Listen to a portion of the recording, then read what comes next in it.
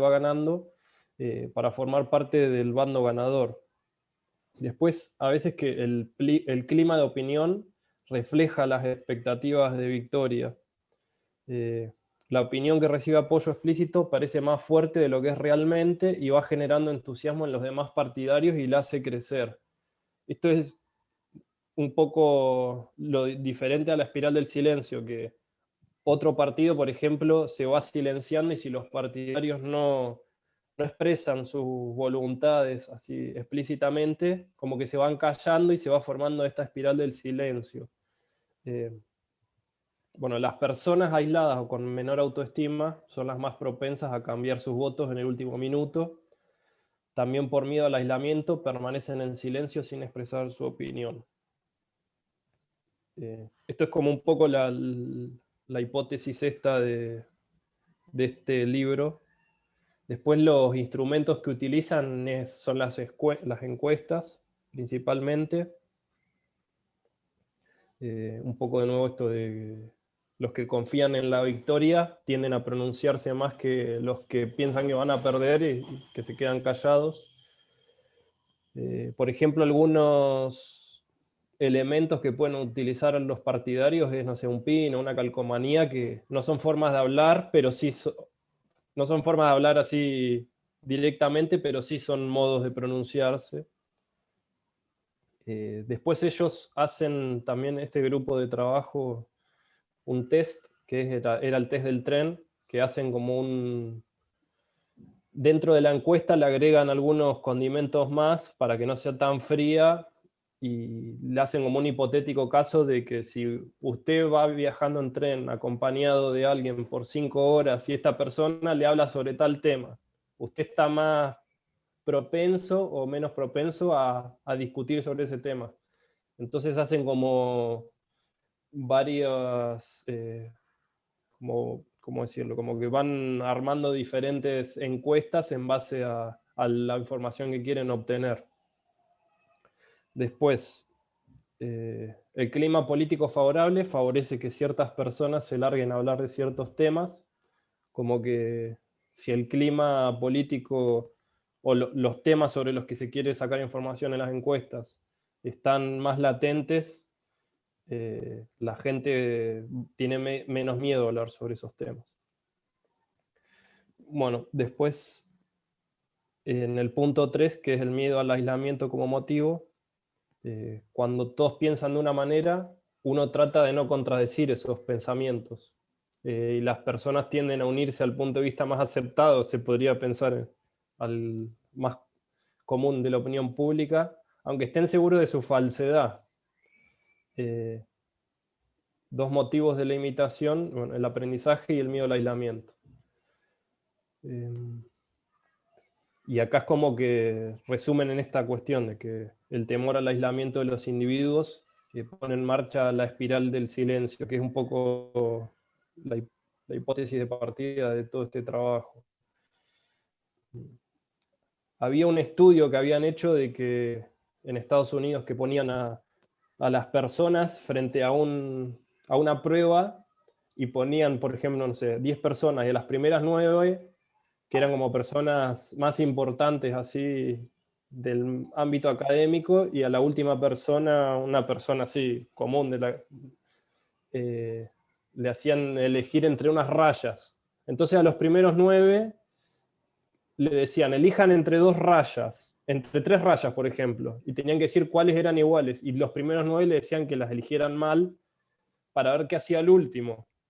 Entonces el último tendía a imitar a los primeros 9, por más de que se estuviera equivocando, simplemente para no ir contra la corriente y ser aceptado en los grupos. Bueno, y eso es lo que pasa un poco en la sociedad.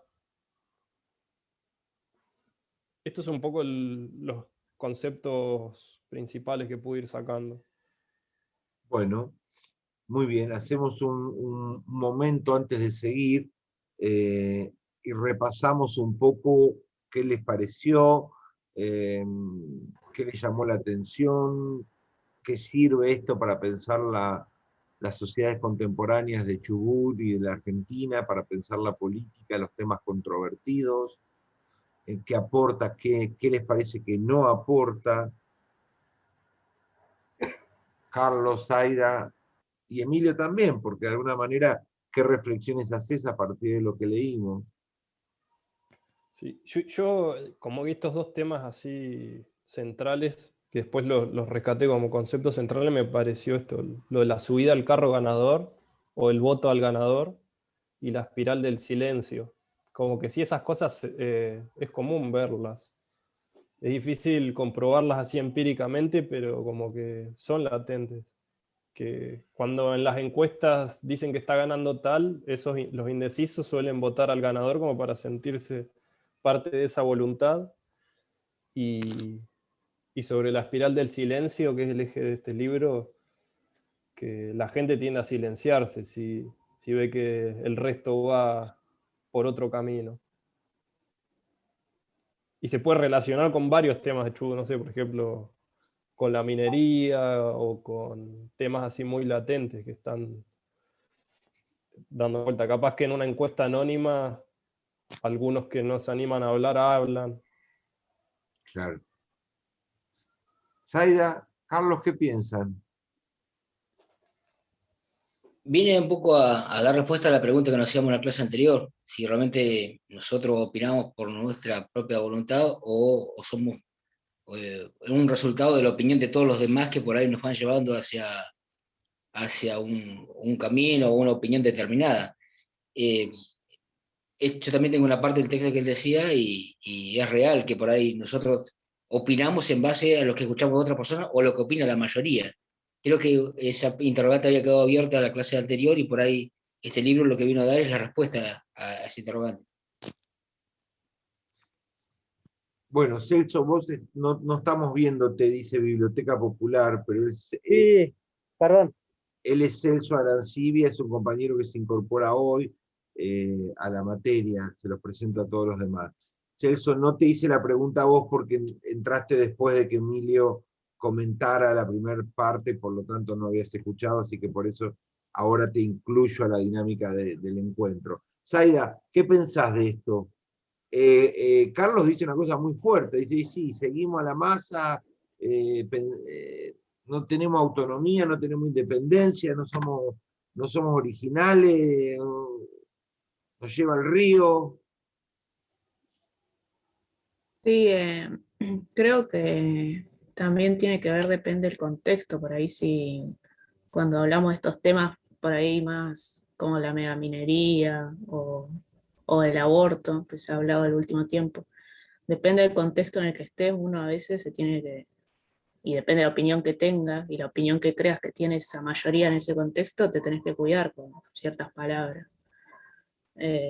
Creo, no sé si está bien el ejemplo, pienso también en las reuniones familiares donde algunos evitan tocar ciertos temas porque la mayoría son de un partido político o ese temor a decir algo y que te ataquen o te contesten o termine todo mal, ¿no? Claro. Hasta O sea relaciones que personales. ustedes tres, por lo que yo acabo de escuchar, coinciden con la base del autor, es decir, encuentran en su realidad elementos verosímiles con el planteo de esta autora alemana, digamos, no lo sorprenden, ni lo repudian, ni discrepan. Básicamente hay como un principio de aceptación por parte de los tres. Ahora, después podemos ir analizando. Hola Paula, buenas tardes, bienvenida. Después podemos ir pensando un poco más. Ahora, acá habló de personas con menos autoestima y miedo, como un grupo, un subgrupo de personas que tendrían la inclinación mayor, una facilidad mayor, una propensión mayor a seguir a la masa, a temer al castigo, a ser el patito mojado. La baja autoestima es una cosa bastante masiva, ¿no? Hay como una sociedad polarizada entre una altísima autoestima, vaya a saber por qué, es decir, los soberbios, entre los que me incluyo, ¿no? Los soberbios, los pedantes, los egocéntricos, los que se sacan selfie pensando que son bellos, que son, es decir, que están todo el tiempo orgullosos de que lo vean, de que lo escuchen, de ser el centro, que muchas veces la verdad que no tenemos los atributos suficientes para sostener ese egocentrismo, digamos, decir, bueno, sí, está bien, Ramón, usted es egocéntrico, pero la verdad que le ha aportado muy poco al mundo, pero bueno, siga creyéndosela. Y por el otro extremo, esto se ve también, se ve esta idea narcisista de la sociedad, en donde nos importa nuestra propia belleza, nuestro propio entorno personal, y lo demás importa poco. Allí sería un polo. Pero en el otro extremo, en el extremo de los arreados, estaría el que nunca se saca selfie, el que tiene miedo que se le burlen, el que tiene baja autoestima de belleza, baja autoestima intelectual, con cuestiones de pruritos de juicio sobre raza, sobre religión, sobre sexo, que tiene temor sobre su sexualidad, bueno, un montón de cosas. Es decir, que hay mucha gente, o no, en este problema de autoestima, o es una ínfima minoría. ¿Cómo lo ven?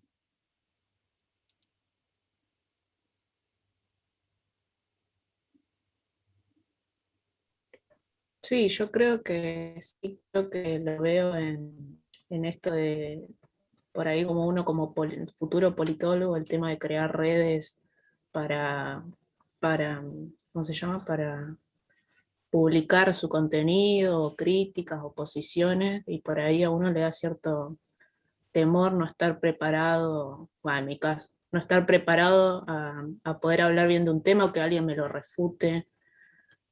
Todo esto que pasa en las redes, ¿no? Que a veces son muy violentos con los comentarios, o también hay un linchamiento virtual, por así decirse, a veces. Creo que sí, que hay mucha gente que, en todos los ámbitos, por ahí, que no se anima a compartir sus cosas personales por temor.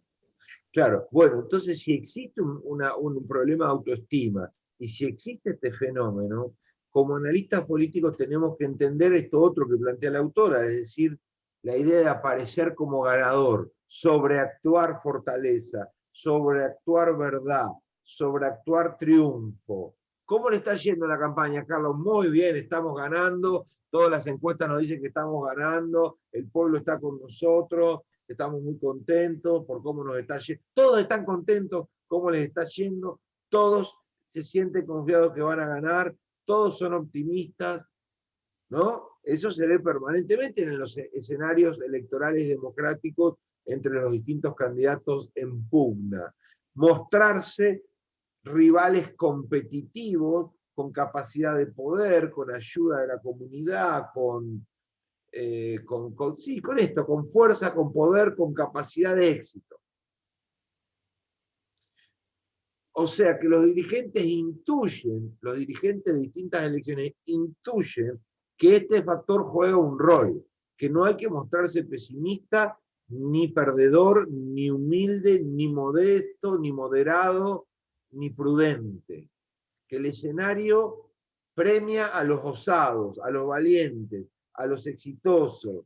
Como acá dijo alguien en un momento, los que están a punto, los que se sienten ganadores se agrandan, son extrovertidos, comunican más, se sienten orgullosos de que van a ganar, que son, ¿no? Esta idea de comentar, vamos muy bien, qué paliza que le vamos a dar al partido B, etcétera, ¿no? Aparece toda esta actitud de ganador, bueno.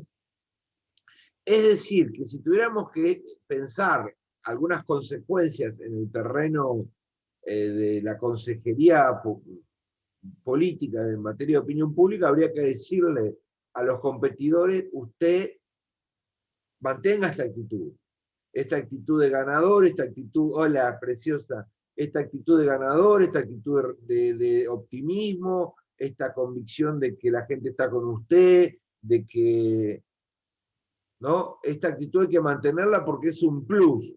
Ahora, vos podés mantener esta posición y sacar 4% de los votos. Eso es una condición necesaria, pero no suficiente para ganar una elección, ¿verdad? No es suficiente para en una elección decirle a periodistas que te entrevista estamos ganando, toda la encuesta dice que estamos ganando. No, no es suficiente porque además como lo hacen todos, el efecto se neutraliza. Vos ya no tenés para elegir un ganador. ¿Y por qué no tenés para elegir un ganador? Y porque sentí que todos van a ganar, todos dicen que van a ganar. Entonces esa carta pierde valor en el mercado, se devalúa dado que la usan muchos. Por eso empieza a aparecer todo lo que es las campañas de simulación, que es muy común acá en Chubut y en la Argentina, que son toda gente contrata, todos de extras. Entonces le hablo a un dirigente sindical, escuchame una cosa, vamos a hacer un acto para la campaña de gobernador, no me podrán, la comisión directiva de ustedes, juntarme 3, 4 colectivos de gente de los barrios, de algún lado. Sí, pero viste, la gente no quiere participar, hay que pagarle, sí, yo te pago, más o menos te puedo dar, qué sé yo, 1000 mangos por cabeza y los choris y el vino, bueno, dale. Entonces, ¿cuánta gente? Y te puedo conseguir tanto, tomá. Dale. Entonces son toda gente, entonces, hola señora, ¿qué viene? No, vengo porque me trajo una prima. Hola, ¿dónde está tu prima? Acá. Hola, prima, ¿a qué viene? No, vengo porque nos dijo uno en el barrio que vengamos, que no iban a dar mí. Eso se ve todos los días en las campañas electorales argentinas. Extras, para hacer bulto, lo que se le llama. Mirá cuánta gente vino a vernos.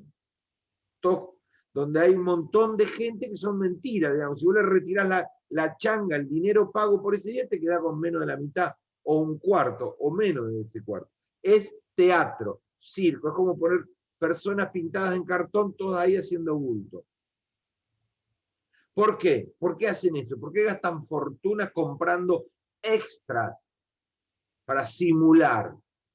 Por esto que está planteando la autora, por esta idea de mostrar poder, de mostrar masividad, de mostrar presencia, de mostrar mayoría, de mostrar potencia, de aparentar, de hacer un circo, un como si, aparentando. Por eso se compran las encuestas falsas, las encuestadoras te dan el resultado que vos contratás, siempre lejos de la elección. Recuerden, eso lo vamos a ver en el mes que viene. Las encuestas truchas, en general, en el 90% están 20 días antes de la elección. Porque las encuestadoras no quieren perder totalmente el prestigio y dar resultados comprados y totalmente falsos 5 o 6 días antes, que sea perfectamente relacionado. Fue hace mucho esa encuesta. Esa encuesta hace 5 meses atrás de la elección. Hace 4, ya nadie se acuerda, listo, ya está, ya pasó. Te di el resultado que vos querías difundir, o te la acomodé, o te la recorté, o la ficha técnica figura que se hizo en 5 barrios donde vos sos fuerte, pero no se hizo en el resto de la ciudad. Aunque lo diga la ficha técnica, es falsa, una encuesta falsa, porque no es a la comunidad. Entonces, depende cómo titulás la encuesta, el resultado de la encuesta, está fraguada, está torcida para mostrar una realidad que no es, aunque no mientas en ningún momento en tu ficha, sin mentir, fraguar, sin mentir, engañar, ¿no? Eso también sucede. Bueno, los extras, los actos fantasía, estamos ganando, las encuestas ganadoras, todo pertenece al mismo efecto ganador. Tratar de ganar esos 4 o 5 o 3 o 2 o 6 puntitos más de los que no saben a quién votar y prefieren votar a ganador. Y esto hay que pensarlo, porque hay un problema con la ética política, hay un problema con la decencia política, pero también hay una práctica pragmática, y bueno, y esto hay que analizarlo, ¿no? Bueno, primer elemento que nos plantea Emilio. La otra sobre el experimento de que el último del grupo es el único caso de estudio, los otros 9 que se les pregunta cualquier cosa son instrumentos del operativo de investigación, digamos, son extras, son aliados. Esto se vio mucho también con los experimentos de Milgram, con el tema de la autoridad y de la presión del poder. ¿Recuerdan eso? Lo vieron en psicología política. ¿Ya tuvieron psicología política ustedes? Ah, bueno, esta idea de que una autoridad te manda a hacer algo. Vaya, Zaida, vaya y apriete ese botón y castigue a esa persona. No, pero no, vaya. Bueno, está bien, voy. Vaya, Paula, hágalo, ya.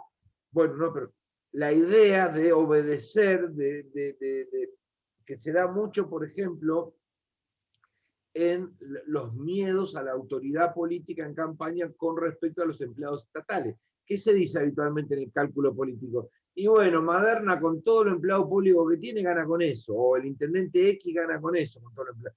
¿Por qué supone eso? Supone que el ser empleado municipal obliga al empleado municipal a votar al intendente de turno, no sea cual sea. ¿Eso qué supone? Que alguien en la oficina va a decir, bueno, gente, escúchenme acá en la oficina, vamos todo al acto de Maderna o al acto de X, mejor vamos a cambiar de nombre porque si no se va a entender mal el ejemplo. Vamos al acto del intendente actual, tenemos que estar todos, acá en la oficina tenemos... Entonces uno dice, dale, dale, vamos, vamos, vamos, vamos. Y estás vos ahí parada, que vos estás en otra línea política. Vamos, Emilio, vamos, te llevo. Vos estás, ahí tenés que decirle, adelante de 5 no, pero yo no, la verdad que no, que Emilio. No, la verdad que estoy como en otras ideas, todos se dan vuelta. Emilio no viene, es de otro bando.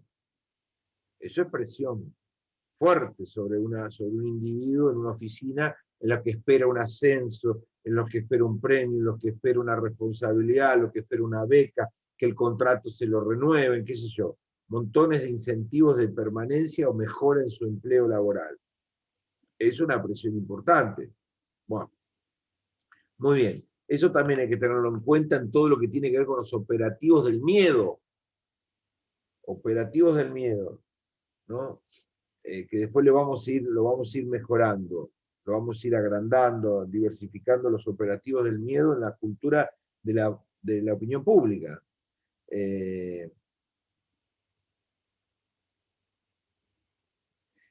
Bueno, graben este experimento de los 9, porque se ha hecho muchas veces con muchas cosas.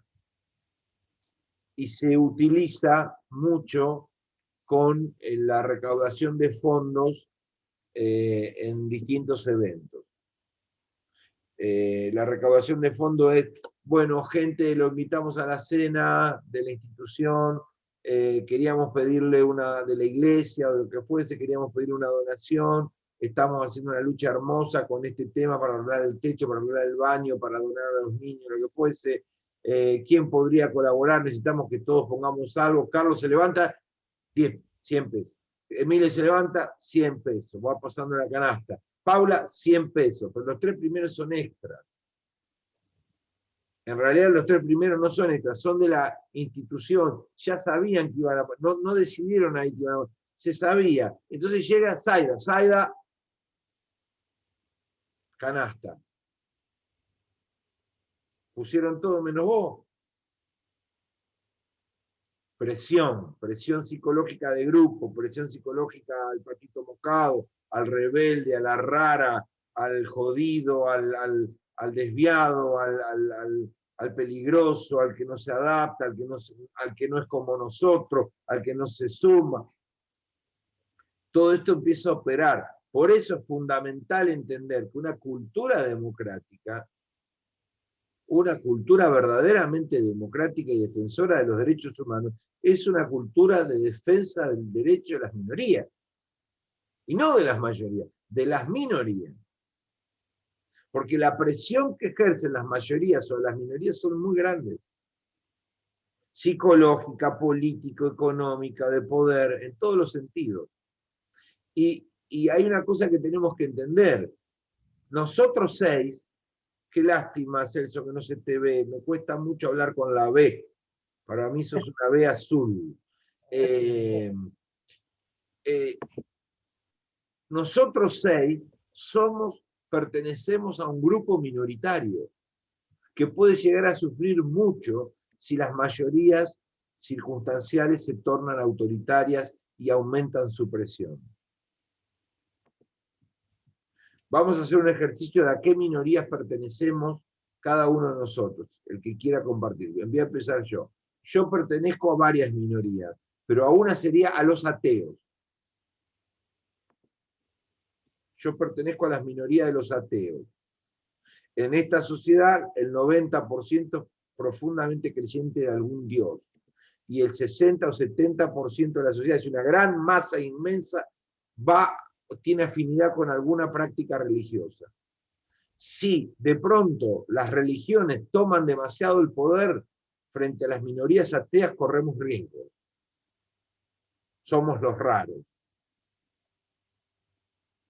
En eso soy minoría. Soy mayoría en otras cosas. Por ejemplo, en mi modelo de consumo. Yo entro a un supermercado y cargo lo mismo que carga todo el mundo. Soy una persona totalmente estándar, totalmente mediocre. Compro las papas fritas, la Coca-Cola, la carne picada y el pan. No pertenezco a una minoría de consumos exótica, extraña. Que dice, no, pero yo necesito orgánico. Dígame, la etiqueta no está acá. ¿Cómo puede ser nosotros un grupo orgánico? No, en eso pertenezco a una mayoría amorfa, pero en lo religioso pertenezco a una minoría. Corro riesgos si las religiones avanzan en la estructuración del poder, por ejemplo, en la educación, en el gobierno, en las reformas constitucionales, o lo que fuese. Porque ¿qué hace cuando las religiones avanzan? Imponen reglas, como muchas. Bueno, Paula, ¿en qué sos minoría? Y podrías correr riesgo si la otra mayoría avanza. No lo había puesto a pensar, pero supongo que soy minoría en ideas políticas, soy de izquierda. Bueno, entonces ahí tenés la idea de, la izquierda en este caso, hay que decir, Paula, que se defiende bastante bien. Es una minoría intensa, pero que tiene... Organizada. No, claro, y vociferante, y expresiva, y extrovertida, y militante. Entonces no es una minoría acobachada, sobreviviente, asustada por una mayoría que puede crecer. En este caso no, pero sí es cierto que en ese sentido sos una minoría y que en una sociedad autoritaria y conservadora, si la democracia se perdiera, que estamos a punto, saben que el 45% de los argentinos piensa que la democracia no vale nada y que ojalá busquemos alguna otra cosa porque esto es una porquería. Si la democracia, 45% de los argentinos y latinoamericanos, varios informes hay nuevos de los últimos 10 años de encuestas masivas acerca de cuánto valoramos vivir en una democracia. En caída libre está eso. Eso está en caída libre, importa muy poco la división de poderes, la libertad de prensa, la participación electoral en las vecinales, en los sindicatos. De hecho, ya no votamos en ningún lado. Ya no votamos. Solo votamos a gobernador, presidente, intendente, pero el resto de toda la maquinaria democrática de una sociedad ya no votamos más. Nos fueron cerrando las puertas. Ya está, ¿qué importa? ¿Qué importa? Ya no votamos más en los sindicatos, salvo el docente, el estatal, 2 de 100 o de 1000.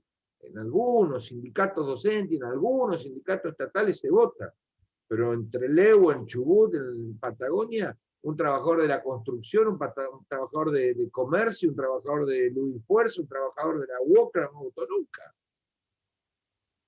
Dije 5 gremios, pero agreguen todos los gremios que quieran. No se votó nunca. Ya no se vota más en las asociaciones vecinales, no se vota más en las cooperativas eléctricas, salvo en Madrid, más o menos, como que hay cada tanto, en las otras 6 no se vota nunca más. No se vota más en los partidos políticos, ya no se vota más. En la izquierda ya no se vota más, en el radicalismo ya no se vota más, en el peronismo se votó nunca. La única vez que se votó fue de Cafiero Menem, hace... Acá sí se vota, ¿eh? que es asamblea. No, la asamblea no es una mecánica donde las minorías tengan garantizado el voto secreto y obligatorio.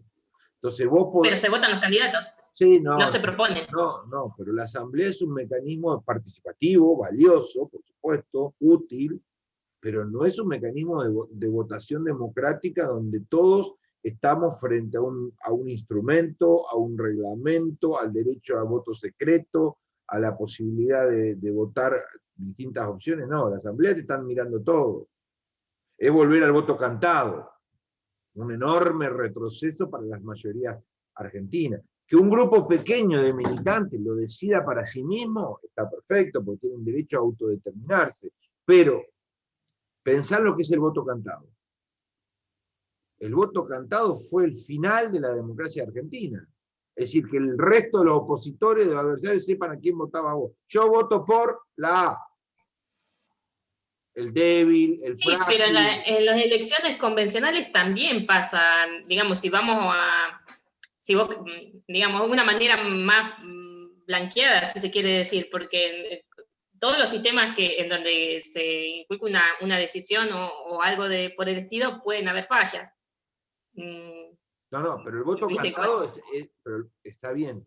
Y las elecciones generales, obviamente que tienen no una, 200 fallas, y cada vez más, y cada vez desilusionan más, por distintas razones. Pero la idea de voto secreto y universal e individual es una idea que logramos conquistar a principios del siglo XX, que no la podemos reemplazar por una asamblea. Levanten la mano los de A y los de B. A lo mejor para pequeñas experiencias. Ahora, vos no podés organizar una cooperativa eléctrica de 5.000 socios por una asamblea. No podés organizar una votación de centro de estudiantes con 700 alumnos por una asamblea de los 40 que pudieron ir en ese momento. Porque eso es un retroceso democrático muy, muy grande. Vos podés... ¿La asamblea para qué te sirve? Para la deliberación, para la reflexión, para el intercambio de opiniones, para el debate de ideas. Eso es muy fuerte, es muy rica. No hay nada mejor que una asamblea para pensar un tema, porque ahí aparecen un montón de discusiones, de discursos, creces, aprendés, intercambiás, y la asamblea tiene como un modelo sumamente fecundo, me parece a mí, para discutir temas. Pero una asamblea no puede administrar la vida de 5.000 afiliados de empleados de comercio, o de 20.000 docentes en la provincia del Chubut. Es decir, no, ni mucho menos hablar de los partidos políticos, no se puede hacer por asamblea los partidos políticos. Tenés el radicalismo entre León, tenés 5.000 afiliados, el peronismo tenés 8.000. ¿Cómo hace una asamblea para que entren 1.000 de los 5.000 o 800 de los 5.000? Es imposible. Sin embargo, en los partidos políticos ya no se vota más. Ustedes los últimos 5 años de su vida, ¿en qué institución que no sea de gobierno han votado? Miren que les puedo nombrar varias: clubes, sindicatos, vecinales, cooperativas, federaciones, bibliotecas populares, cooperadoras escolares, qué sé yo, todo lo que votábamos habitualmente en todo el tiempo durante los últimos 50 años. ¿Dónde han votado en los últimos 5 años? En general no se vota más. ¿Yo? Sí. Perdón. No, decí, Paula, decí, por favor, no quiero monopolizar la palabra, por favor. No, yo voté en los sindicatos, en los sindicatos nosotros votábamos, no sé. ¿En qué sindicato? Yo soy de acá, de los empleados municipales. ¿Ustedes en los últimos 5 años tuvieron urna, tuvieron 3 listas, tuvieron voto secreto individual? La última elección hubieron 3 listas. Bueno, son estatales, por eso yo dije docentes y algunos estatales. Pero eso es muy raro en el resto de los gremios, muy raro. En algunos sindicatos estatales se ve, y en algunos, y docentes, que también son estatales. Pero en el mundo de lo privado eso no se ve más. No se ve más. Y tampoco los estatales. En los estatales queda algo en algún lugar. Las últimas 4 elecciones de ATE en la provincia de Chubut quedaron 2 listas, no hubo votación, todos dicen que ganan, no hay resultado, todo juicio, 10 años de juicio. Entonces hay un retroceso muy grande del proceso de votación, y eso favorece a las élites, porque quien tiene más dinero, más tropa propia, más capacidad de presión, más agarra al débil que está con su voto individual y dice, no, ¿sabes qué? Esto es lista única, ya consensuamos todo, vos quedate tranquilo. Es muy complejo esto, ¿no? Bueno, eso también hay que tenerlo en cuenta.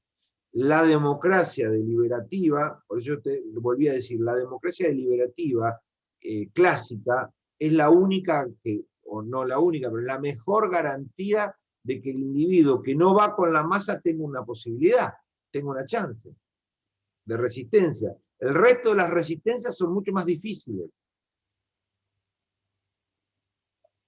porque son resistencias más riesgosas, más expuestas, más a campo abierto, en donde el poder ve claramente que vos sos la resistencia. Porque te lo tenés que expresar de una manera que no es con voto secreto individual. Y eso es problemático. Bueno, muy bien. Seguimos. Vamos con Zaida. Vamos con el estudiante que le tocó la segunda parte. No sé quién es. No sé si Zaida o quién. O Carlos. A mí me tocó la segunda parte. Vamos, Carlos, con tus reflexiones y luego lo relacionamos con la actualidad, con lo que nos pasa. Vamos con eso. Bien, Emilio ya había planteado el tema, la espiral de silencio, y la autora se empieza a adentrar mucho más en los conceptos. Empieza a decir qué es la opinión, por ejemplo. La opinión pública. Dice que hay múltiples definiciones, que no hay progreso, es una definición clara, hay una discusión permanente del concepto. Ya comienza a definir lo que ella empieza después a exponer sobre la espiral de silencio, que es un proceso de creación, de propagación de la opinión pública. Habla de que la opinión pública es una situación intermedia es más oscuro que el conocimiento, dice, pero más claro que la Vamos despacio, ignorancia. porque el resto no lo leyó y vas metiendo muchas cosas que vayamos pasando. Vamos más lento. Bien. Una situación intermedia. Comienza con la opinión, una situación intermedia, más oscura que el conocimiento, pero más claro que la ignorancia. Está en el medio. Ahí tiene que haber un acuerdo, un consenso de reconocimiento. Debe ser aceptado por la mayoría. Al menos tiene que haber una aceptación de la mayoría. Comienza con también 3 definiciones de lo que es lo público. Una definición de una apertura, dice, que está abierto a todo el mundo, lejos de lo que es la esfera privada. Un uso público que es de interés público, dice, que son asuntos que nos van a teñir a todos, a cada uno de nosotros. Y un tercer significado que ahí pone relevancia la autora, que es sobre la opinión de lo público, que este individuo se someta a lo que son reglamentos, a las normas, a las reglas morales, que incluso este sometimiento vaya inclusive de lo que contra su voluntad, pero que ese sometimiento sea a través de un consenso, de un acuerdo. ¿Por qué hace esto? ¿Por qué el individuo se somete? Referente a este tercer significado. Y por miedo al aislamiento, a la mala fama, a la impopularidad, o sea, a no ser popular. Y ahí comienza a aparecer un nuevo elemento que ella pone, que es lo que es la piel social. Dice que el individuo no vive solo, que si bien está internamente, o sea, tiene sus sentires internos, pero externamente hay todo un medio, un clima que lo rodea, que son otras personas, que es otra colectividad, que ejerce influencia. Por lo tanto, es que allá aparece lo que es la piel social, o sea, hay determinadas cosas que te van a condicionar, que te van a marcar una determinada línea. También habla después de qué elementos están relacionados con la opinión pública. Hay una capacidad de percibir un debilitamiento o un crecimiento de determinadas opiniones públicas. Esto es lo que hablaba Emilio hace un rato sobre el cargo de ganador. A eso se refiere. O sea, si alguien va creciendo públicamente, todos tratamos, o al menos la autora plantea que todos vamos a ir detrás de esta persona que va creciendo, o se va debilitando, nos vamos a ir alejando. Es una relación por ahí, no sé cómo decirlo, pero bueno, si se va creciendo, nos acercamos, si se va debilitando, nos alejamos. También habla de lo que es hablar de forma más confiadamente o calladamente, de acuerdo a la opinión pública, si es mayoritaria o minoritaria, y por supuesto está nuevamente el tema de el aislamiento, el sentirse o el tener miedo a estar aislado. El orden vigente se mantiene con esto, con estas cuestiones. Se mantiene, se eviten rupturas, se trata de que no hayan rupturas, y la persona, acá entra a jugar un factor psicosociológico, hablaba. ¿qué hace la opinión pública? Y la opinión pública es generadora de aprobación o desaprobación. O te aprueba o te desaprueba. ¿Pero por qué? Porque tus comportamientos, tus conductas son observables públicamente. Por eso por eso es generadora de estas cosas. Ya después en la segunda parte de los 3 ítems que me tocaron a mí, ya comienza a hacer un reconto histórico de los distintos autores que trataron la opinión pública en los últimos 200 años. Empieza hablando de Maquiavelo y de Shakespeare, habla que, bueno, que la opinión pública era un tribunal de justicia, que estaba alejado de las esferas políticas, de las personas especialmente que se caracterizaban por opiniones públicas. Y pone un ejemplo que es el de Amistades Peligrosas, donde una mujer mayor aconsejaba a otra menor que se alejara de un hombre que tenía una mala reputación. Eso ocurre en la Francia. Ese es el primer ejemplo que comienzan a hablar, donde se comienza a hablar de la opinión pública. Este tribunal que está por fuera de lo político, que está en la sociedad, una mujer, puntualmente, una mujer de mayor edad, que le dice, mira, no te conviene estar con esta persona, con este hombre, porque tiene una mala reputación, tiene una mala fama. Ya hay una especie de la mujer, si se quiere alejar, se va a alejar por miedo a estar aislado, por miedo a ser... estar catalogada también de una mujer de mala reputación por estar con una persona de mala reputación. Habla del otro autor, Montaigne, dice que la persona debe retirarse también mentalmente de la opinión pública, debe conservar la libertad interna, pero muchas veces está sometido a eso, muchas veces está sometido. Y después ya comienza a hablar de John Locke. Él habla de 3 cosas, que es la ley divina, que son los deberes y los pecados, la ley civil, que es lo legal o ilegal, esto está respecto a la ley directamente, y la ley de virtud y el vicio, que es la opinión y la reputación, y volvemos a caer en el mismo término, la reputación, o sea, lo que van a decir de mí o lo que dice la sociedad de mí. Está la aprobación, el desagrado, la alabanza o la condena. Y está este tribunal de opinión que castiga a los hombres por miedo a que esa conducta transgreda, por miedo a no seguir la corriente, entre comillas, normal. Y habla que las opiniones son transitorias, las opiniones no nos pertenecen, y los individuos pueden cambiar de opinión, inclusive trasladándose de un lugar a otro. Yo vivo en Trelew, vamos, el tema de megaminería que justo estaba hablando Zaida, tengo una opinión determinada, si vivo en Esquel también mantengo esa misma opinión determinada, pero ¿qué pasaría si yo me mudo a Gastre? Donde no tengo trabajo, donde no... ¿Cambiaría mi opinión? Este autor dice que puede cambiar la opinión, y la opinión puede cambiar si se traslada de un lugar a otro, la opinión pública de esta persona. Y las reputaciones, lo que dice la autora es que son puntuaciones aprobatorias o no aprobatorias que el público te otorga a los individuos. Eso es la reputación. O sea, entre más puntos tengas, más aprobación tenés. Y por último, entra ya en Rousseau, que fue uno de los que primero comenzó a hablar de la opinión pública, donde metió conceptos de la voluntad pública, la opinión en los asuntos del Estado. Ahí ya también hay otros autores que hablan, por ejemplo, de que en épocas revolucionarias las opiniones también son cambiantes, pero en época estable la mayoría de la gente no trata de chocar con la opinión pública. Bueno, este es un pequeño mensaje. Bien. Bueno, fíjense esto, chicos. Me quedé pensando en la primera parte, que tenía que ver con la dinámica de...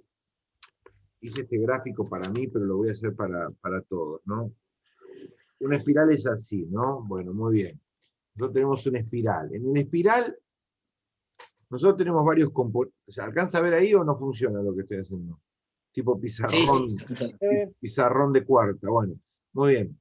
Hay otras técnicas, ¿eh? Hay otras técnicas mucho más avanzadas para dibujar algo mientras estamos hablando, pero no. Wow. Esto tiene varios componentes. La primero tiene una dinámica, un movimiento, una dinámica. ¿Hacia dónde va el río? ¿Hacia dónde va el río? ¿Qué es la dinámica es de expansión, ¿verdad? Esa es la dinámica, el movimiento.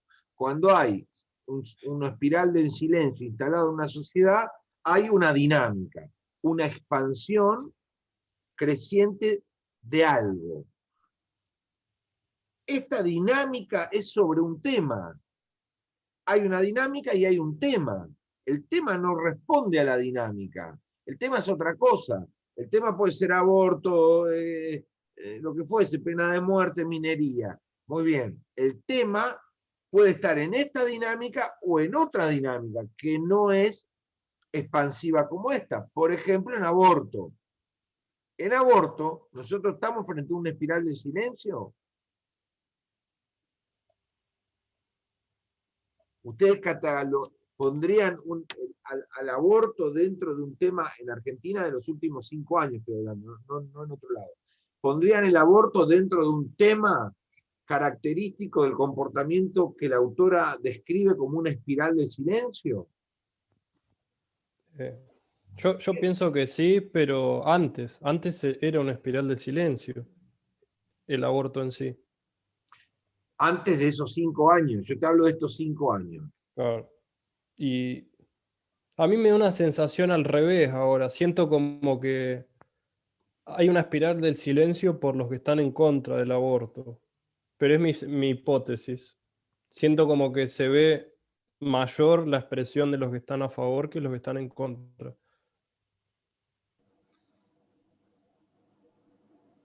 Bueno, pero una espiral del silencio, ¿qué es? Si no, no estamos. ¿Qué es una espiral del silencio? Es un estado hegemónico. Es una situación hegemónica sobre un tema dado. Hay las suficientes fuerzas, grupos, discursos, dispositivos de poder que logran instalar una verdad colectiva, una aparente unanimidad, una aparente mayoría aplastante, un consenso obvio, numeroso, amplio. Claro. Eso no se da con el aborto. Vos tenés las 2 avenidas del Parlamento gigante y no sé cuál es más grande, si la de celeste o de verde. Es monstruosa la manifestación de argentinos celestes, actores, periodistas, políticos, ciudadanos, pastores, y es monstruosa la movilización de verdes, actores, políticos, periodistas, ciudadanos. Y ambos se cruzan en todos los medios, y ambos se cruzan en la calle, se cruzan en las movilizaciones, y se cruzan en las votaciones, porque ambas votaciones sobre aborto son por un voto, 3 votos, 1 a favor, 2 en contra. Uy, ¿qué votará el salteño? ¿Qué votará el peruano? ¿Qué votará? Es decir, todas votaciones ajustadas. Si son votaciones ultra ajustadas, ¿eso qué significa? Que no estamos frente a una situación de espiral de silencio, que nadie tiene miedo de votar en contra, que es numeroso, que es sólido la presencia de 2 polos. Estamos en una situación de polos, no de espiral de silencio. No le apliquemos la idea de espiral de silencio a todo, porque le vamos a errar. Eso es incorrecto. ¿Está claro esto? Entonces, no hay la grieta, la posición de grieta o la posición de polos es contraria a la posición de espiral del silencio. Es su opuesto. ¿Cuál es la dinámica de la espiral del silencio? Y bueno, yo diría la idea de el Estado es bueno.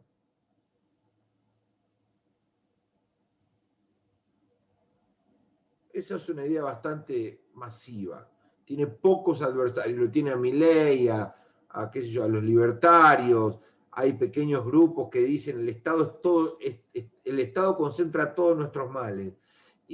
Pero una enorme cantidad de personas desean entrar al Estado, defender un Estado más amplio, un Estado soberano, la soberanía, la patria, el Estado, la educación pública, salud pública, las rutas públicas, no privaticemos. Juan, ojo que Juan quiere privatizar, viene a privatizar, eso es malo, privatizar es malo, defendamos lo público, lo estatal. Sí, hay toda una idea de que la Argentina tiene que ser como un Estado inmenso que se meta en todos los campos porque va a ser mejor así que dejárselo a los lobos del hombre que son las empresas.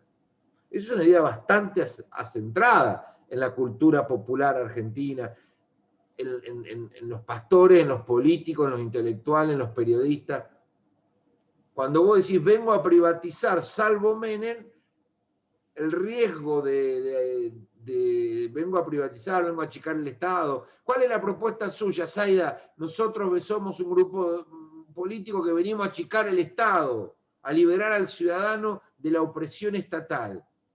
Y bueno, suena raro. Pero entonces vas a echar a mi hija, vas a echar a mi sobrina que trabaja en la municipalidad o en la provincia o en el Banco Chubú o en Corfo. Sí, vamos a echar 2 millones de trabajadores del Estado, vamos a cerrar un cuarto de las oficinas que no tienen ningún sentido y de esa manera vamos a liberar un montón de fuerza y energía para potenciar la sociedad argentina. Menem, 1989. Más 91 más que 89. Eso no se escuchó más. Macri, ¿usted viene a achicar el Estado? No, nosotros no venimos a achicar el Estado, venimos a darle eficiencia al Estado. No, achicarnos gradual, no. Dicen que queremos, pero no queremos. Y Cristina, no, nosotros más Estado, oficina, planes, programas, más. Ah, bueno. Entonces, me da la sensación a mí que si vos le decís hoy en la Argentina, señores, Zaida y Paula Sáez vienen a proponer privatizar el sistema educativo argentino y que ya no haya más escuelas públicas, como en Chile, como en 2 millones de países, serían vistas como caníbales. La escuela, la maestra, sí, hay que privatizarla. Cada escuela tiene que transformarse en una asociación mixta o privada, la administra con un fondo, con un presupuesto, cobra cuota y el Estado le dará un subsidio parcial para que funcionen, como en Estados Unidos o en Chile o en la mitad de Europa. Basta de maestras todo pago, todo el Estado, todo gratis, público, estatal, patriota. Basta, todo eso no sirve. Eso me parece que, ¿cuál sería la reacción? Parece ser una reacción mayoritariamente, más del 60 o 70% de la población contraria. Los argentinos aman el Estado. Ahora, si vos le decís, yo vengo a proponer el aborto, bueno, ahí vas a tener una posición polar, vas a tener muchas críticas y muchas posiciones a favor o contra. Entonces, ¿qué quiero decir? La grieta es un escenario, el espiral de silencio es otro. Son cosas muy distintas. 2 escenarios de opinión pública opuestos. Nosotros tenemos grieta en qué? En aborto. Me parece que, como bien dijo algún alumno acá, estamos en tema minero en Chubut, no en otro lado de la Argentina, en Chubut más cerca de una espiral del silencio que de una grieta con el tema minero. Porque la espiral del silencio no significa que no haya gente contraria a esa idea. Significa que se sienten menos, débiles, avergonzados, tímidos, minoritarios, y que por lo tanto especulan para no darse a conocer. No significa que no existen, pero están allí agazapados, esperando una oportunidad para poder decir lo suyo. Me parece que la minería, hay poco espacio que habla a favor de la minería. Algo hay, pero estamos estamos en una transición, no sé, tampoco soy especialista en el tema, pero estamos en una transición, me parece. Ahora, en el tema aborto estamos en una grieta. En el tema corrupción K, estamos en una grieta. Hace 10 años que 60% de los argentinos está totalmente convencido que todos los K saquearon el país y 40% de los argentinos está convencido que es todo mentira, es todo fábula de la alianza entre medios, prensa y corporaciones, y que en realidad es toda una fábula para atacar a los defensores del pueblo. Y ese 40 no se mueve y este 60 no se mueve. Y no llevan 2 años pensando en eso, llevan desde del 2006, del 2007. O sea, ya llevan 15 años. Y como bien dicen muchos periodistas, vos podés ver a Cristina Kirchner pobre, despojada de todo, que finalmente en un audio privado dice la verdad que salvo el sueldo del Senado estamos muy mal, que el 60% del argentino no le va a creer. No hay prueba alguna que piense el 60% del argentino que no es una de las delincuentes más grandes de la Argentina. Y el otro 40%, aunque la vea Cristina saliendo del banco con un bolso y una máscara, va a decir es un montaje televisivo. No le va a creer. Porque son posiciones intensas, consolidadas, enquistadas estructuralmente en la opinión pública de la sociedad. Eso no se mueve. Digo 60-40 por no empezar a discutir, depende de qué medición, depende de qué encuestadora, pero, digamos, porque alguna encuestadora mueve un poquito eso para allá, la otra encuestadora para allá, pero básicamente es eso, básicamente 60-40. Esa es una posición. Entonces, ¿qué pasa? Tenemos que saber identificar cuando estamos frente a una posición de grieta, cuando estamos claramente frente a una posición de espiral de silencio, o cuando estamos en un proceso dinámico donde no podemos identificar ni una cosa ni la otra, porque podemos estar en escenarios donde no hay opinión pública. Esto también lo que dijo Carlos recién. Hablábamos de la opinión sobre temas comunes. ¿Cuál es la opinión de la gente sobre el desarrollo nuclear energético argentino? Sobre la terminación de Atucha 2 y la posibilidad de abrir Atucha 3. ¿Qué opina tu papá, Emilio, tu novia, Carlos, tus íntimos amigos en el Quincho, Celso, tu gente? ¿Qué opina del desarrollo nuclear argentino? Nada, profesor. No recuerdo en los últimos 2 años que se haya tocado ese tema en una mesa en la que yo participé. No hay opinión, no hay debate, no sé, ni sé yo qué pienso, no tengo ni idea. Tema del desarrollo de la energía nuclear en la Argentina y su inversión y terminar Atucha y lo que tal, no tengo ni idea, no tengo opinión. Pero un tema energético central para la economía de un país, la energía. Y sí, pero ¿sabe qué? No sé, no tengo opinión. No hay ni espiral del silencio, ni grieta, ni posiciones en pugna. No está en tema, no está en el debate, no interesa a la grande mayoría. Tienen que pasar cosas para que eso se ponga en la escena pública y empiece a ser un tema de opinión pública. Es una temática de opinión pública, pero no está operando como un tema de opinión pública. Es una temática posible, como muchas otras, pero no está operando, no existe en la opinión pública. Y eso también, entonces decir, no, todo es opinión, todo es espiral de silencio. No. ¿No es cierto? Sobre la energía nuclear o sobre 2.343.000 temas. No hay tema. No se sabe nada qué opinamos, no tenemos una opinión. No está, no sé. Son temas de opinión pública, pero no sé, no se me ocurre nada, decirte nada. Sobre muchísimas cosas. ¿No es cierto? Eso es fundamental. Bueno, sobre, qué sé yo, por decirte algo, la revolución, por decir algo rápido, sí, la revolución de la inteligencia artificial y la transformación del mercado de trabajo. Estamos frente a la destrucción de mínimo 1 o 2 millones de empleos más en la Argentina en los próximos 5 años vía la IA. Mínimo. Se va a llevar puesto montones de empleos que son repetitivos y automáticos. Chao, un robot lo va a hacer mejor, listo. Un programa, un software, un robot, basta. No voy a andar manteniendo a una señora, a usted, profesor, que ya está. Lo hace otro mejor, en 2 minutos. Bueno, ¿qué pensamos de esto? Que viene a paso aquí. ¿Qué pensamos? Que los centros logísticos argentinos más grandes ya están todos implementando robótica y ahorrando centenares de personas para mover paquetes en un galpón. Eso ya está, y viene por todas las áreas de la economía. Y nada, no pensamos nada.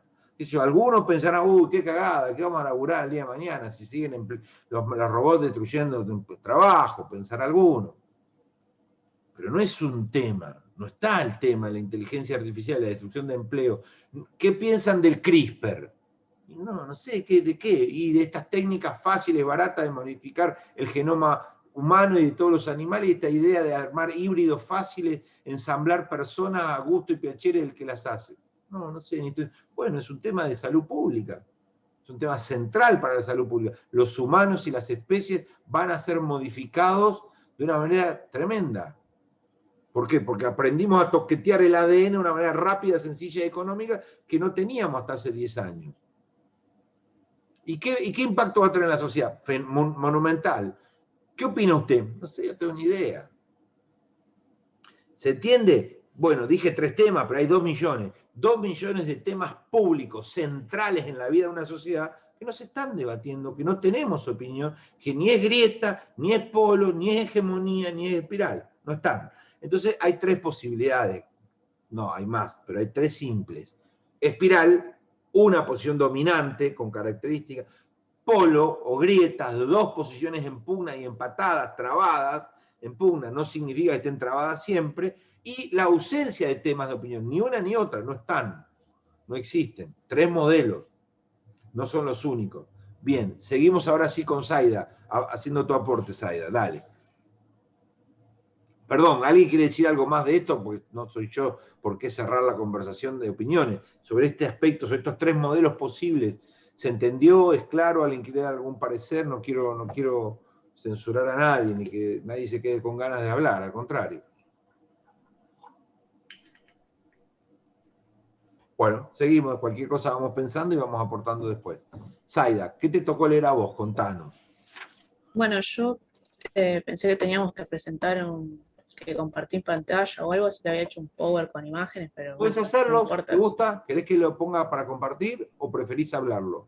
Como vos te sientas cómoda. Lo puedo compartir de acá, creo, ¿eh? Bueno, dale, compartilo. Cada uno se brinda a los demás como más a gusto esté con el trabajo que le tocó. Así que Creo dale. que me tenés que aprobar. Sí, yo también creo que te tengo que aprobar, pero contenido, sonido, optimizar video, compartir, ¿dónde más? Hacer de hospedador creo que es, ¿no? Hacer de hospedador, sí. Puede ser. Es así. ¿Desea cambiar el anfitrión a Zaida? Sí. Zaida, ahora vos sos la anfitriona. Creo que ahí si podés poner compartir pantalla vamos a poder verlo. A ver. Sí. ¿Se ve? Sí. Bueno. Se ve perfecto. Bueno, me había tocado de la 75 a la 102 y bueno, ahí agarraba un poquito, lo hice, o sea, según los puntos, resumí cada punto. Qué bien. Primero había tocado el título de La opinión pública como tiranía, hablaba, bueno, de Tocqueville, que creo que sigue a los autores que había mencionado Carlos, que la autora empezó a mencionar a estos clásicos, y bueno, el último de haber sido Tocqueville. Y bueno, acá ya con la idea de que la opinión pública estaba basada en el miedo al aislamiento y por ende el resultado era la espiral del silencio. Esto significaba que, bueno, que los miembros de la sociedad tienen miedo, tienen este temor a ser aislados, a ser dejados de lado, y que en cada sociedad va a variar este grado de aislamiento, el grado de temor que tengan los ciudadanos a ser aislados. Sin embargo, todas las sociedades tienen una gran presión hacia la conformidad y al miedo al aislamiento, que es el que da la eficacia a esta presión, ¿no? Y Tocqueville empieza a estudiar, bueno, a los Estados Unidos, porque ve como el que más refleja estas características. Dice que se da obviamente también en las democracias, se da esto, ¿no? De la tendencia hacia la multitud, a opinar como los demás. Y él, bueno, empieza a ver por qué tiene tanto poder la opinión pública en Estados Unidos y esto lo deduce por la igualdad de posiciones sociales, estar todos, estar con un par, con alguien que es igual a uno.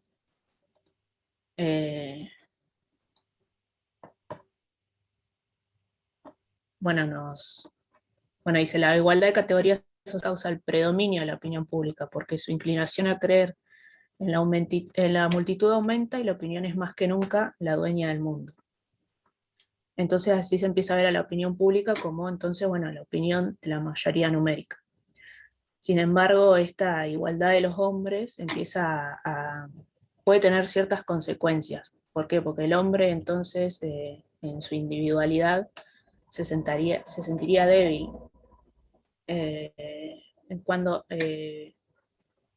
O sea, se vuelve más débil cada uno de ellos en comparación con los demás. Y también afecta al gobierno por el tema de la tendencia de la tiranía a la mayoría.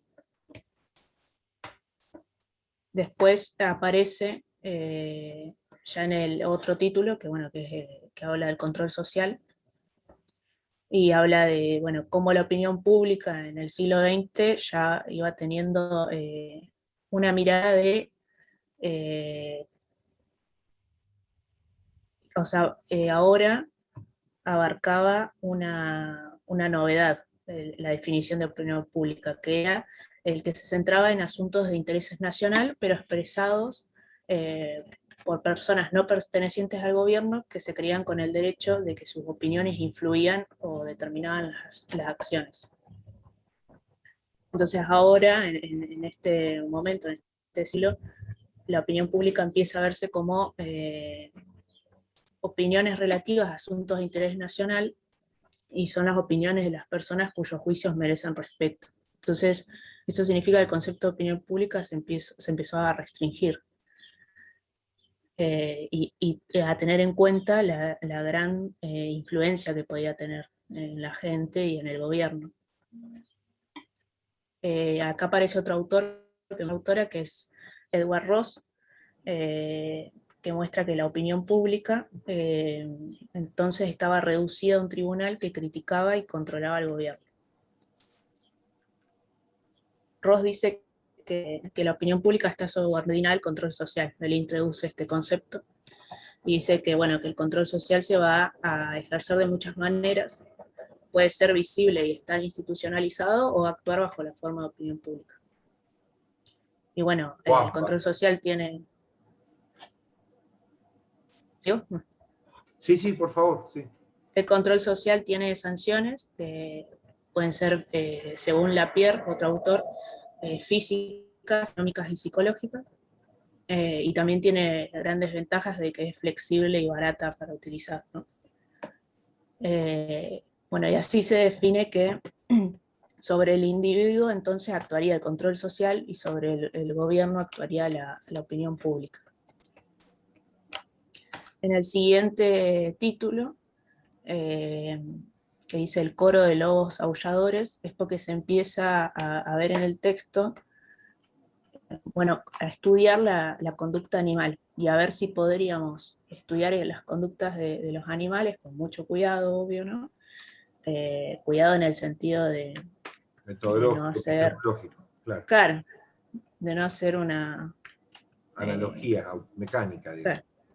Y bueno, se estudia la conducta animal porque también para la autora cree que así vamos a poder por ahí entender ciertas cuestiones que en la modernidad se han vuelto muy difíciles de comprender. Bueno, vamos a ver con estos estudios hacia animales que se eligieron o se tocan, como los lobos, las bandadas de las chogas, que son los pájaros, y los peces. Se va a ver que hay miedo al aislamiento, o sea, obviamente que es más natural o biológico, o sea, ellos se comunican, estas tres tipos de animales se van a comunicar en grupo, van a actuar conjuntamente, van a invitar a la reunión a través de, bueno, de los sonidos, los lobos con el aullido, los peces con sus sonidos auditivos, la acción conjunta, y si se alejan del grupo, bueno, todos ellos tienen un gran peligro a perder su vida. Así que se termina determinando que son mutuamente necesarios, tanto ellos individualmente para el grupo como el grupo para ellos. Claro. Y así se puede ver que esto tiene una similitud con los hombres, que bueno, mientras más la confianza que tienen es proporciona al número de personas con las que están asociadas, o sea, el grupo los hace más fuertes, ¿no? Individualmente, tanto el hombre o los peces o los lobos, como que no pueden por sí mismos, y siempre es mejor estar en el grupo, en la multitud. Después, otros estudios que se hacen ya ahora es con las tribus. Este autor que va a estudiar las tribus es Collin, y va a mencionar dos casos de las tribus de los pigmeos. En ambos casos que él cuenta, ¿qué pasa en estos casos? Bueno, son casos de que una persona de la tribu hizo algo fuera de las reglas de la tribu y es castigado, pero se termina resolviendo eso, ¿no? Después del castigo, bueno, el grupo termina volviendo a hacer su actuar normal. Por eso dice que, a pesar que ambos casos se resuelvan, prima la cohesión del grupo, para que éste no entre en peligro. O sea, es muchísimo más importante eso que, bueno, que aislar al otro y castigarlo. Sin embargo, sí se usa un control hacia los individuos, que en este caso es el desprecio y el ridículo. Luego aparece Margaret Mead y va a introducir también opiniones sobre los pueblos primitivos, y descubre que la opinión pública era eficaz cuando alguien violaba las leyes, tenía dudas de su interpretación, surgía un conflicto, había que tomar una decisión. Mead va a estudiar los mecanismos de la opinión pública en la tribu de Arapesh, en Yatum, en Bali y en Suni. Bueno, cada uno ve No diferentes comentes cosas. cada uno porque se nos va Sí. mucho tiempo, pero después podés hacer una síntesis de lo que sacaste de las cuatro. Claro. De las cuatro. Rápido, por ejemplo, en Bali hay una orden ceremonial, o sea, hay como un jurado así, a donde vos vas a resolver, donde ellos se encargan de resolver el problema, ¿no? Y esto ella lo compara con, por ejemplo, el sistema judicial ahora en la modernidad, ¿no? Claro. Así, bueno, distintos ejemplos. Y por último, Margaret Mead buscó paralelismos en Occidente, o sea, por ejemplo, la toma de la Bastilla. Perdón, bueno, ella toma los linchamientos y lo toma con un ejemplo anterior que no comenté, que es el de los Arapesh, y dice que en ambos casos los individuos accionan espontáneamente ante la situación planteada. Pero bueno, la autora de La espiral del silencio dice que la comparación esa no es correcta. O sea, la de los Arapesh y el linchamiento, porque dice que en los linchamientos se abandona toda precaución, la masa anónima los absorbe completamente y se liberan así de los controles sociales. Lo más semejante en todo caso, o sea, el tema que tendría que haber tocado Margaret Mead para los Arapesh sería el de una multitud espontánea, masa de personas que durante un breve tiempo emergen y actúan como grupo. Bueno, acá la autora toma esto de los estallidos sociales y trata de relacionar con la opinión pública, y termina diciendo que sí, que son parte de la opinión pública, que la histeria de las masas es una manifestación de la opinión pública, que la masa concreta puede utilizarse como recurso estratégico para acelerar la difusión de nuevas ideas, que esos efectos se pueden ejercer tanto hacia arriba como hacia abajo, pero ¿no? Dice que tengamos cuidados con confundirlos con masas inestables, primitivas o espontáneas, porque eso no clasificarían como manifestación de la opinión pública. Bueno, Excelente. y ahí serían. Excelente, Zaida, bárbaro. Me gusta la idea de ir comentando las exposiciones para las próximas clases, porque me parece que a lo mejor les sirve a todos nosotros para mantener la concentración un poco más y no cansarnos. Así que los invito a que sus próximas exposiciones, si quieren, libremente tomen este formato. ¿Qué opinión, qué decimos de esto? ¿Qué reflexiones, qué críticas, qué nos pareció? ¿En qué discrepamos? ¿Qué tomamos para pensar la realidad?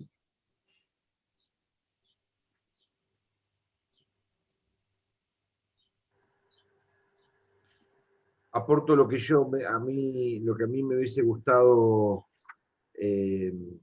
resaltar si me hubiese tocado a mí.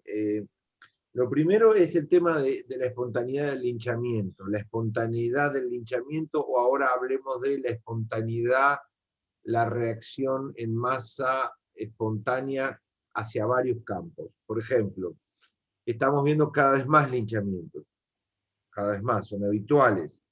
En la Argentina, especialmente concentrados en los temas de abuso de menores, violación de menores.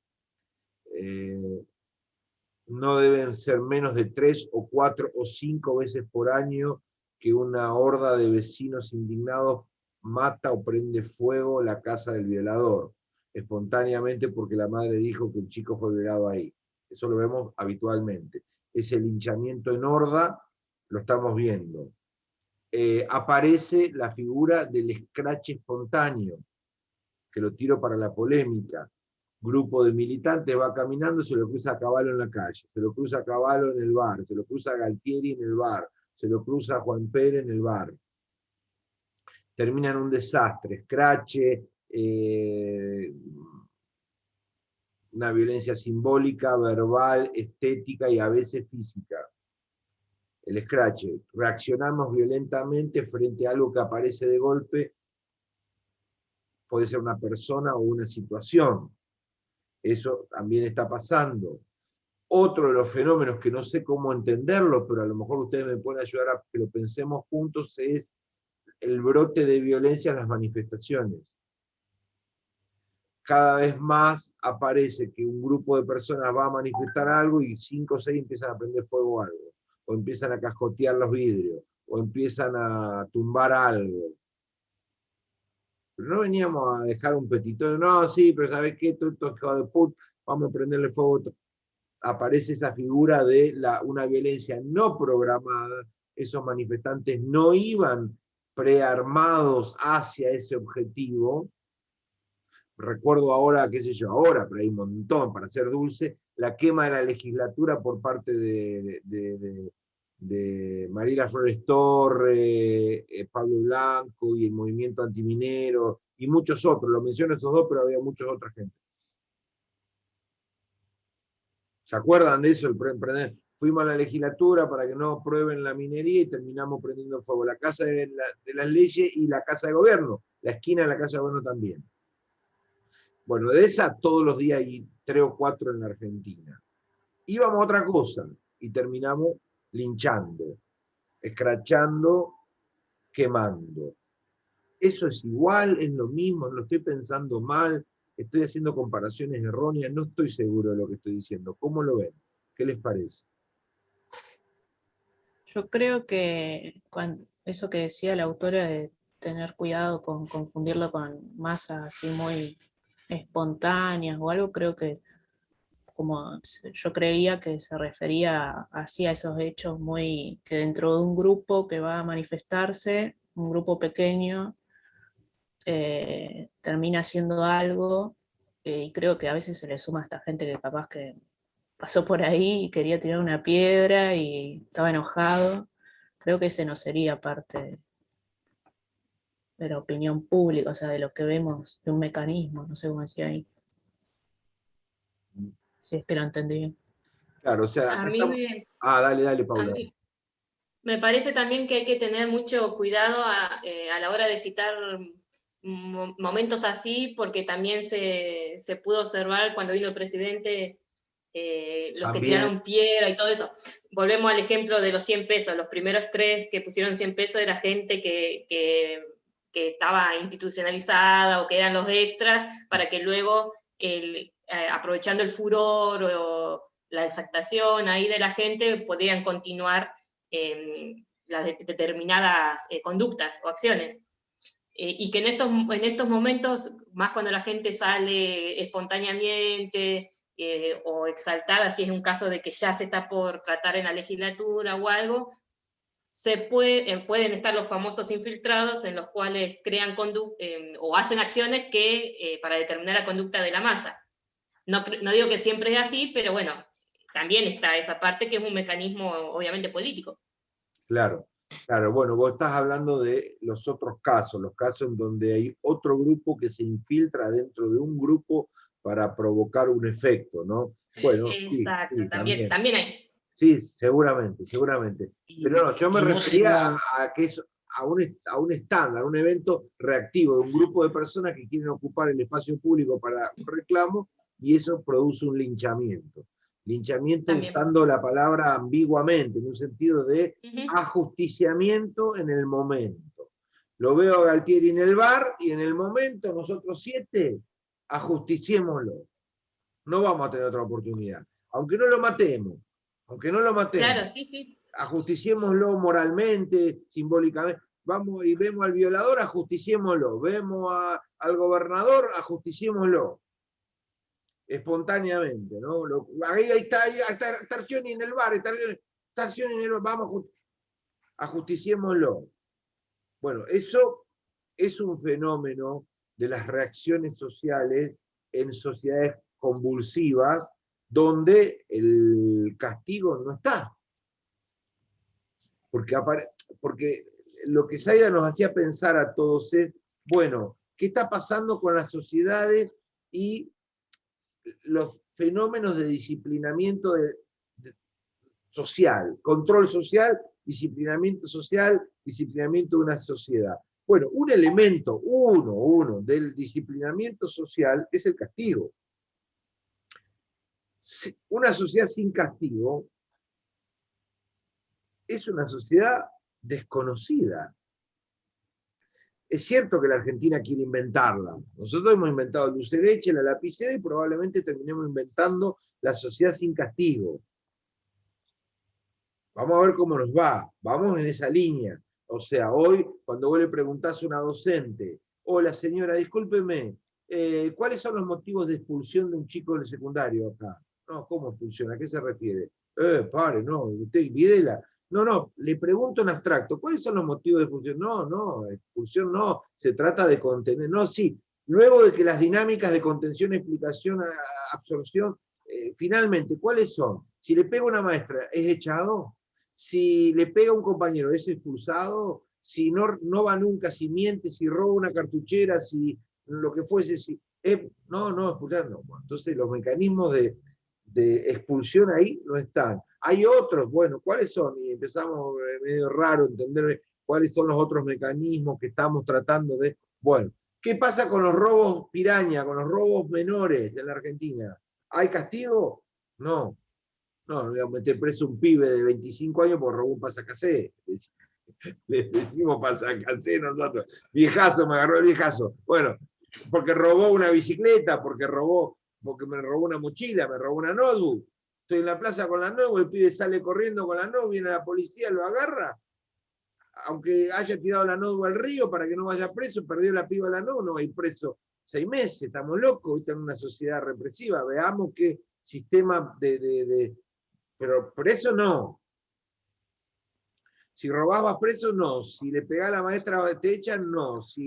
Bueno, entonces empiezan a aparecer que todos los mecanismos de castigo, si robás en el Estado, bueno, a ver, Arcioni puso al amante, a la prima y a la tía, todo de cargo de súper alto, y la ministra de Acción Social ponía a la jardinera y le mantenía la otarola a toda la empleada doméstica, y ahora la de Nadia, a los empleados y antes, ¿y eso qué castigo tiene? No, castigo no, bueno, tampoco lo... Y el otro se cola de la vacuna y se vacunan todo antes, bueno, pero no sabía, no pude, bueno, no vamos a exagerar, tampoco vamos a hacer un castigo, esto no es una dictadura. Y cuando nos quisimos acordar, encontrar castigos formales e institucionales, lo que se llaman castigos institucionales y democráticos, es decir, a través de un procedimiento con derecho a defensa y con mecanismos medianamente ejecutivos de aplicación, no existen más.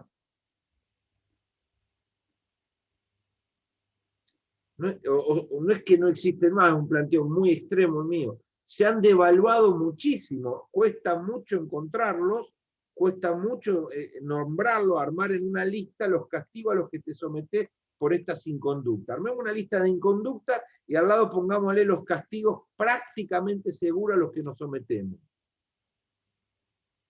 Y nos va a costar hacer esa lista. No es que no esté, por ahí es un planteo muy extremo, pero nos va a costar. Es decir, hemos decidido que las instituciones ya nos deben castigar. Somos una especie de república de Foucault, así todo libre, nadie va a castigar nada, todo va a ser comprendido desde el análisis. Bueno, bárbaro. Un experimento social alucinante, que no existe en ningún lugar del mundo. Bueno, genial. Pero entonces aparece el brote del vecino, el linchamiento, el brote de los antigobernantes, diciendo hay torsión y prendamos, porque si no, no hay castigo, el tipo sigue haciendo esto, lo otro, y nadie hace nada. Bueno, ¿sabes qué? Lo veo al tipo, le tiro una torta de crema en la cara, le tiro una piedra a la camioneta, lo lincho con un aerosol, no sé, hago justicia por mano propia. Castigo yo. No hay castigo, castigo yo.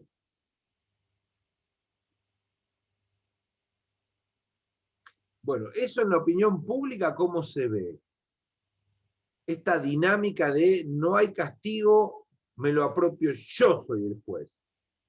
Yo voy a hacer, yo y nuestro grupo vamos a ejercer el derecho al castigo, dado que no hay.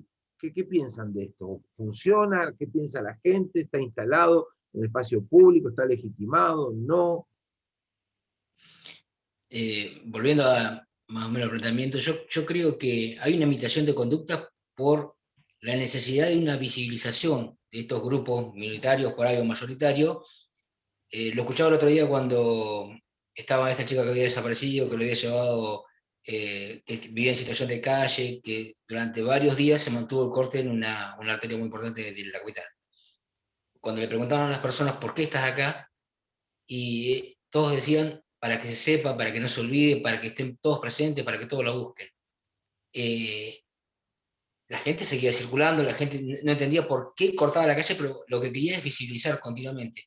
Creo que lo mismo pasaría con el tema de por ahí los brotes estos que ocurren de linchamiento, de quema de cubierta, de quema de instituciones, todo. Necesitan visibilizar y están imitando conductas porque vieron que esas mismas conductas replicadas anteriormente tuvieron algún resultado. Los escuchó, alguien los vio, alguien tomó alguna acción, por lo menos fueron. Entonces, algunas personas imitan esas conductas y se transforman en violentas. Políticamente también se sabe, Arzoni no dijo que iba a venir a traerle a una fábrica. No salió a ningún lado hasta salió en la Gacetilla después de periodística. Porque si hubiera dicho que iba a ir a una fábrica, no sé si no se hubiera ido a una manifestación hacia ese lugar. Ella se iba a haber expuesto públicamente. Y no sé si va a ser tan fácil salir de una fábrica o no, o vaya a saber uno. Pero el político se está sometiendo a eso y cada vez los políticos están yendo menos a los lugares públicos en pos de evitar este cuestionamiento, este linchamiento. Y aparece por un estudio que hacemos nosotros en la fundación, nada que ver con la universidad, en FUDEPA, un trabajo que estamos haciendo hermoso de mapeo del Estado, que los políticos dicen, yo no soy político. Hay un retroceso tan grande de la crisis que todo lo que son subsecretarios, directores de área, directores generales, puestos a dedo, dicen, che, Carlos, no sabía que era funcionario político de Arcioni. No sabía. O sea, yo trabajo en la subsecretaría. Sí, pero no estás con un cargo político, o sea, no el gobernador te sumó a su equipo y te designó como funcionario político, como director general. A ver, director general, sí, viste, pero yo en realidad con la política...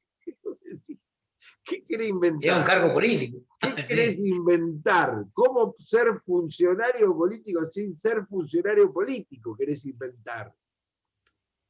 O sea, estás queriendo ver cómo zafás del linchamiento. Es Arcioni con los vidrios polarizados, y yo político no soy, estoy acá y me nombraron de casualidad. Pero bueno, pero viste que yo en realidad justo pasaba y vi la luz, vi luz y entré.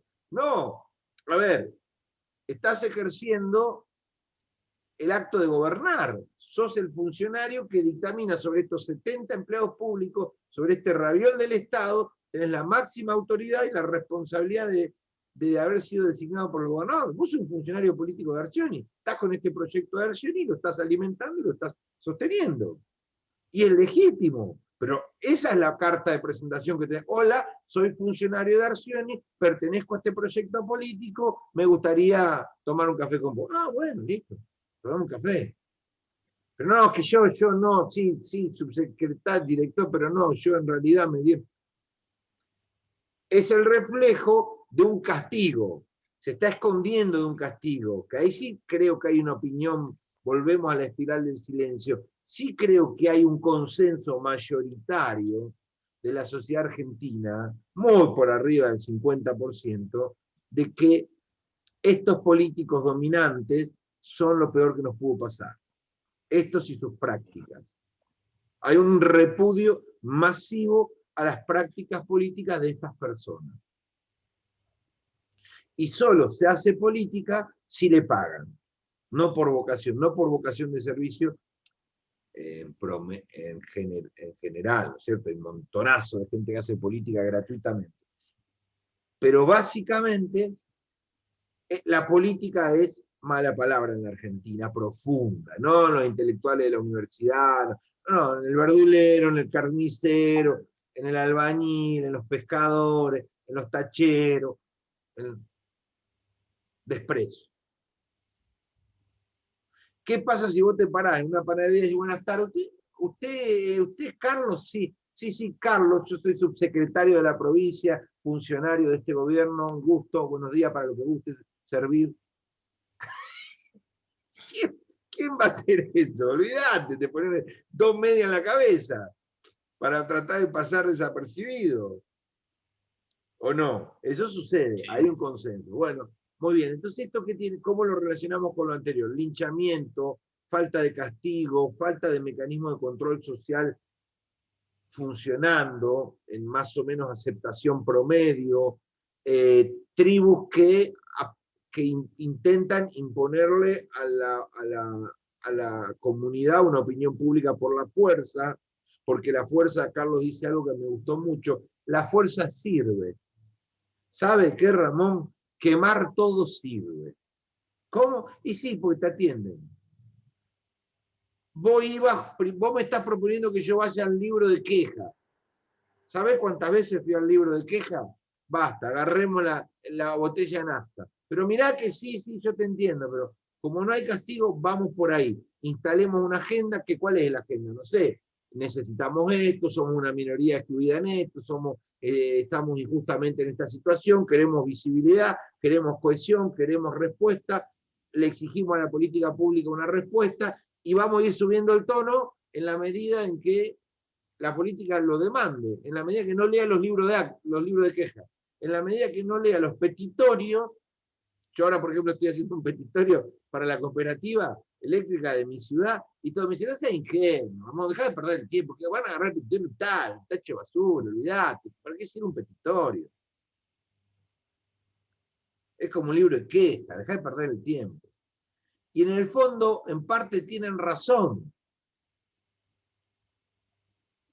Se ha ido corriendo el proceso de demanda social, se ha ido agudizando, se han ido achicando las respuestas del sistema a tantas demandas que el que no llora no mama, el que no levanta el tono queda competitivamente en la demanda rezagado, es el hijo callado frente al hermano que hace berrinche, chocolate, y bueno, ¿sabes qué? Dale un chocolate a este nene, ¿viste? Que me deje de joder. El callado, bueno, vemos, ¿viste? Porque ese más o menos entiende que no hay. Mejor tapémosle la boca al que llora. Y en esa dinámica estamos un poco.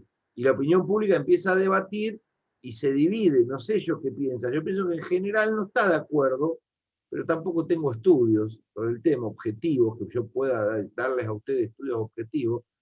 Es solo una impresión muy, muy subjetiva de que tampoco la asusta que se queme todo. Que la sociedad profunda le asusta que se queme todo, que queme la legislatura, que quemen acá, que prendan fuego allá, que no quiere llegar tan lejos las mayorías, no quieren llegar tan lejos, me parece, si no lo hubiesen hecho, pero está claro que el que lo hace no tiene castigo social. La opinión pública no lo condena. No hay una lista que dice, ustedes 4 quemaron la legislatura, están fuera del sistema político. Castigo absoluto por su metodología violenta. Eso no sucede en la opinión pública, tampoco. Ni premio por quemar todo, ni castigo, ¿o no? Estoy equivocado, Celso, ¿qué pensás de esto? Es muy opinable, no quiero imponer ninguna opinión. ¿Vos cómo lo ves?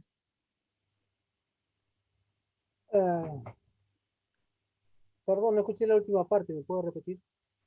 No. La última parte fueron 10 minutos. Dejalo, Celso, lo seguimos después. ¿Alguien tiene algo para opinar sobre esto, sobre lo que estamos hablando, sobre resistencias, control social, represión de la opinión pública, resistencias, cómo opera esto en la opinión pública? Un poco lo que nos disparó Zaida con su recorrido histórico sobre la tribu, el castigo, el control, la resistencia. ¿Hay en esta sociedad, en esta tribu argentina, castigo al que resiste, al distinto, al rebelde? ¿Hay castigo como había en las tribus, como había en las sociedades estandarizadas y ordenadas, menos heterogéneas? ¿Hay castigo? Poco, ¿no? Poco o nada. Me parece que en una sociedad plural y democrática eso es bueno, que no haya ningún castigo para quien piensa distinto, quien tiene una práctica sexual distinta, quien tiene una práctica religiosa distinta, quien tiene una práctica política distinta, quien concibe el medio ambiente distinto, quien concibe el consumo distinto. Me parece que eso es positivo. Ahora, que no haya castigo en ningún sistema dentro del sistema social, yo lo veo negativo, es una opinión mía. Esta idea de que no puedo anotar qué cosas pueden llegar a ser castigadas, no alcanzo a anotar 7 acciones que van a tener un castigo claro, cualquier acción en cualquier esfera, no las alcanzo porque no encuentro que va a tener un castigo claro, nunca hay un castigo claro, yo en eso estoy en contra. Yo creo que estamos en un experimento social que nos vamos a extinguir. Por una sencilla razón, no hay sociedades donde no hay castigo. No hay. Estamos queriendo inventar una nueva sociedad sin castigo, en ningún ámbito. Bueno, no sé, veremos cómo nos va en este hermoso laboratorio Foucaultiano. A ver cómo nos va. Bueno, cerramos un minuto. Celso, ¿tenés algo para aportar de lo que vos preparaste? Nos quedan 10 minutos. Tengo otra clase inmediatamente después, así que necesito descansar 5 minutos. Celso, ¿tenés algo que quieras aportarnos? Por favor, te escuchamos. ¿Quiere que lo dé ahora o lo dé la próxima clase? Mejor en la próxima clase, Celso, sí. Estamos un poquito cansados, ya llevamos 1 hora 45 corrido y estamos largos. Bueno, la seguimos pensando. En la próxima clase vamos a abordar un autor que se llama Habermas. Todos lo conocen por otras materias. Con la misma dinámica van a ser textos cortitos de 6, 7 carillas, 7 cada uno, y vamos a cambiar un poquito el orden. Van a ser textos independientes, es decir, que no están encadenados por capítulos. Recuerden que vemos Sartori, Habermas y Neumann como 3 autores clásicos acerca de la conformación de la opinión pública en esta etapa de la unidad de la materia, ¿no? Así que este es el camino que estamos recorriendo. La próxima semana es Habermas y la razón dialógica en la opinión pública. A ver qué pasa con eso. Les mando la tarea individualmente. Gracias a todos por haber compartido. Excelentes exposiciones, interesante, valioso. Nos soltamos un poco más la semana que viene para relacionar los autores con la actualidad, con ejemplos, con dinámicas que nos va a servir, o esa es la intención de la materia. Gracias, espero que estén bien. Bueno. Nos vemos el miércoles. Hasta luego. Gracias. Chao. Vale.